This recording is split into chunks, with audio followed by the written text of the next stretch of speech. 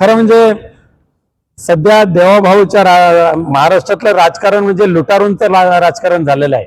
सत्तेचा दुरुपयोग करून भूमी लुटणं, पैशाचा गैरव्यवहार करणं, भ्रष्टाचार करणं, प्रामाणिकपणे काम करणाऱ्या ठेकेदारांना पैसे न देणं, ठेकेदारांच्या नावावर स्वतःची झोळी भरणं, अशा या लुटारूंचा महाराष्ट्र सध्या भाजप आणि गद्दार गटाने तयार केलेला आहे।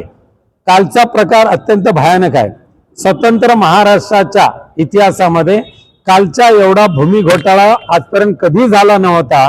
किंबहुना बँका लुबाडून जे परदेशी पळून गेले त्यांना सुद्धा लाजवेल अशा पद्धतीचा महाभूमी घोटाळा खुद्द या राज्याचे उपमुख्यमंत्री आणि अर्थमंत्री अजित पवार यांच्या घरामध्ये होतोय। हे खऱ्या अर्थाने दिसून येते की राज्यकर्ते कशाचं रक्षण करतायत। त्यामुळे अधिकाऱ्यांना बळी द्यायचं आणि ज्यांनी हा महाघोटाळा केला त्यांना अभय द्यायचं, अशा पद्धतीचं काम काल केलेलं आहे।